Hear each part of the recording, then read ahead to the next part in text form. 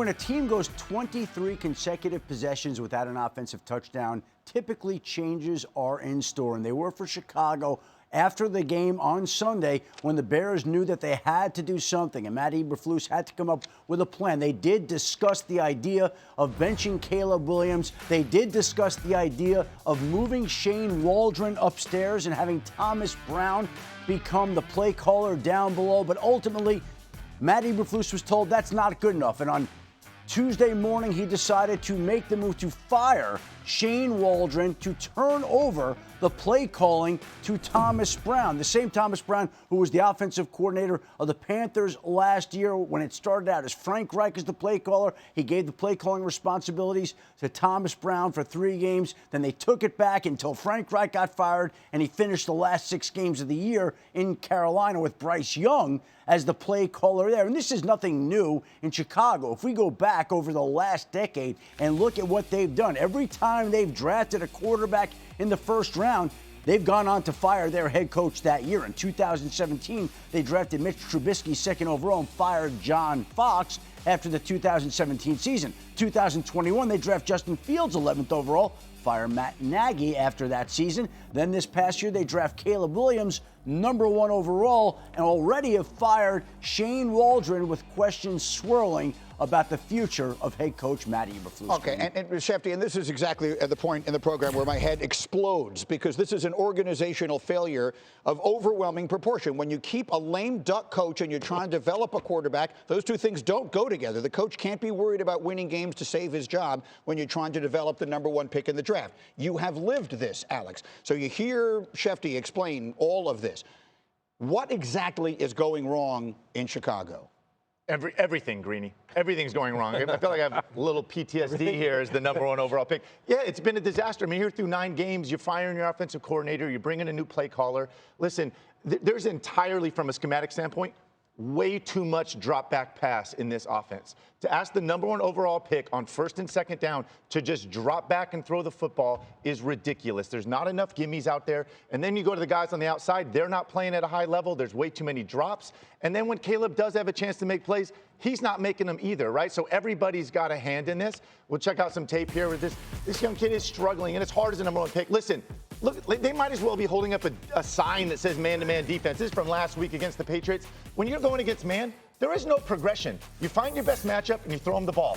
DJ Moore is your best player, throw him the football. Oh, there's Swift on a linebacker, throw him the football. He's open. You don't come back to your number 3 receiver on a sit route, right? And then, okay, also man-to-man, 1 hitch, 2 hitch, take off, right? Here we back up in the pocket, we take a sack, which he's taking far too many sacks on. This guy's an amazing athlete. Get out and use your legs. Okay, here's 3rd and 4, same game.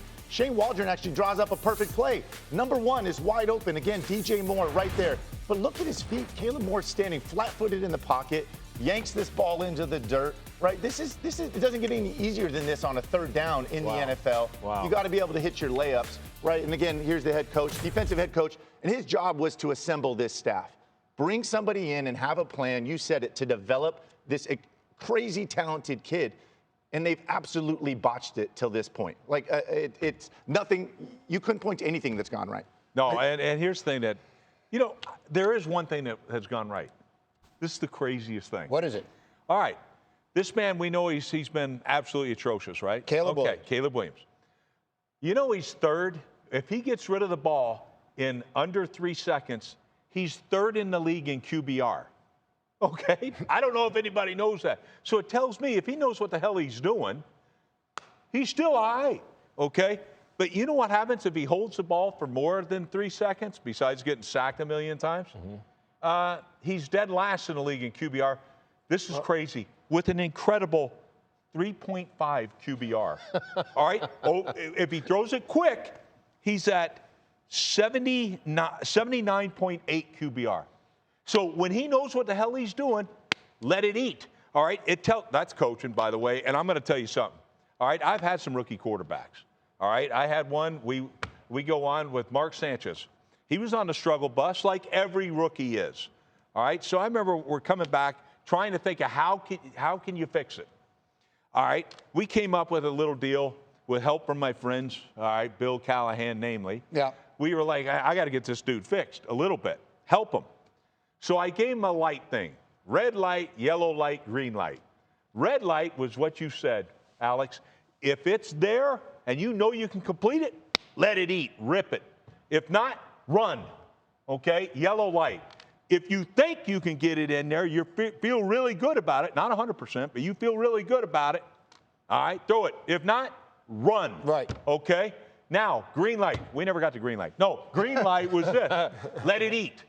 All right? Now you're in there, you're forcing it, whatever. Drop back pass. How ridiculous is that? All right? Where's the movement? The kid is blessed with an incredible movement skills. Right. Yeah, and what you're showing right there on that tape, we all see, maybe some of the fans watching this show, they're like, whoa, that is bad. But you know who definitely knows it's like that? It's the players. The players know when plays don't work. The players know when the offensive coordinator isn't going to get the job done, and possibly you don't believe in the coach. The players know that coaches possibly won't find you the answers because they haven't. Talent can hide a lot of things, especially when you're 4-3 or whatever they were and things are going good, but they still knew. And based on watching the tape of some of these offensive players and how they approach it in terms of effort, in terms of it looks like they don't believe what's been called. So when you have a coach, okay, coaching, you win games, that's great. But the true testament of great coaches are when you're struggling. All right, and you've lost 2 in a row. When you have a Hail Mary, when, like you said weeks ago, I didn't believe you when you said they're done after this Hail Mary, because it's like maybe these coaches can get them to believe and then start to play good football again. That's the test of a good staff. I don't think Shane Waldron could do that. Right now, I don't know if Eberflus can do that either. So maybe you're right about being a lame duck coach, but right now these players are playing as if the coaches don't have answers for them. How do they process the game pre-snap versus post-snap? And what I've seen from Caleb Williams, how he's processing and how defenders move after the ball is snapped, where he's holding the ball, where he's sitting up there thinking like, oh, I could go to him right now. To your point, you're talking about, what, 70-something percent 79. with throwing the ball, getting the ball out of his hands with 3 seconds or less, right? Yes. Yeah. That's what I want to see with the new play caller, Thomas Brown. Yes, he was with the Carolina Panthers. Like, you got two opportunities to be with the first overall pick. So what I want to see Thomas Brown be able to do is clean up the mistakes that he made in Carolina. Bring him to Chicago. Be able to get the ball in his playmaker's hand. You talking about DJ Moore, Udeze the rookie, and Swift the running back?